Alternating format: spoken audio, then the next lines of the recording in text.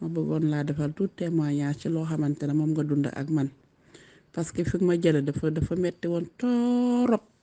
foofu boobu xalaatutuma dara lu dul dem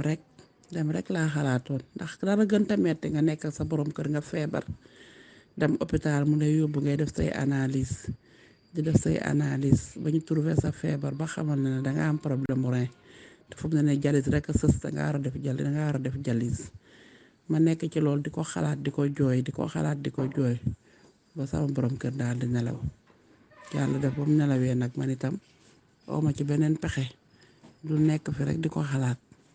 di xalaat di jooy nekk ko ci di xalaat di jooy nekk ko ci di xalaat di jooy ba yàlla bi nga xamante ne dara tëwu ko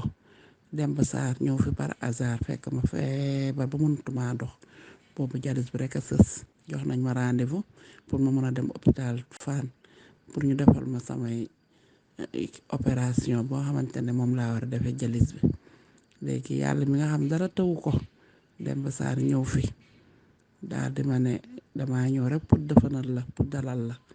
di wax ak man di wax ak man ba dem ñibbi dem ba mu nekk borom kër sama rakk bu jigéen bi daal di ñibbi nekkee collègue de Olimata la mu ñibbee expliquer ko Olimata ne ko suñu am na suñu produit yoo xamante ne de baax nañ ci problème mu rein dem daal di ko ne bon mu ne ma waa Oli wax ma ko nga wax ma problème yi dem ba jox ma sa numéro nga wax ma ko ba ma ko waxee ma ne ko ma ci benn xel ñaar boobu gisatuma dara déggatuma dara ndax boobu nee naa man mii feebar bi ma yore day rey te su ma reyee dinaa dem bàyyi fi sama njaboot dina metti comme seen papa gaañu na di ñaan yàlla suñu borom rek pour mu xetti dama dimbale ma ba xam nan laa war a def ak sama feebar bi yow Oli ba ma wooyee expliquer ma jox ma docteur Fall numéro ma woo docteur Fall daal di ma dalal moom it comme ni nga ma dalale ne ma dangay jël garab yi expliquer ma nuñ ko war a jëlee ba ma jëndee dis fa kay Olimata bàyyi woo ma yaa ngi may woo guddi ak bëccëg suba ak ngoon di ma laaj noo def yaa ngi tane ndax xam nga ne ku feebar mënumaa taxaw mënumaa fóot mënumaa sang sama bopp di lox kat manqué deret ba piqué crise laa la wax de piqué naa fi crise boo xam ne mënumaa taxaw def naa 2 jours hôpital clinique Ville Basée bu docteur Diop fii ci Mbour entré naa fa def naa fa ay fan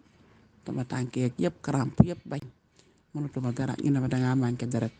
yàlla mi nga xam ne dara tawu ko may naan garab yi di naan garab bi ma commencé jël garab yi ci laay sentir may daane par ndànk di jël garab yi di jël garab yi di jël garab ba ma ko jëleel ma 3 mois ci laa door a sentir mën na maa taxaw waaw ma def ay analyse fekk jox nañ ma rendez-vous mu xaw a sori ma dem ñu ne ma comme tànk yi néewegul ak karam gi doo dafa gum jalis boobu defar nañ ma opération ba pare de ma daal di continuer di naan garab gi di naan garab di naan garab ba yàlla def ma amaat rendez-vous ma dem ma mën a doxal sama bopp ñu ne ma dafa góor jalis ma dem ba docteur bi ne ma boo commencé di wëccu fekk maa ngi doon wëccu de waaye tànk yi néeweeguñu woon léegi docteur bi ne ma boo commencé wëccu sa tànk yi ak karam gi néew rek da ngay ñëw defal la jalis mais naan SCC 30 bi di ko naan ndeysaan ba yàlla defal ma sutura yàlla si Olimata grâce à Olimata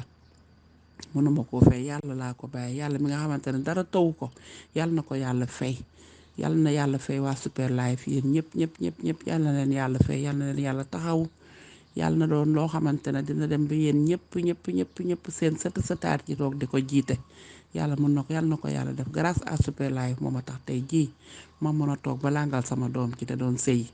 ci laa toog di dem di ñëw ba commencé waat naa jaay macha allah maa ngi dem di ñëw maa ngi togg maa ngi yekk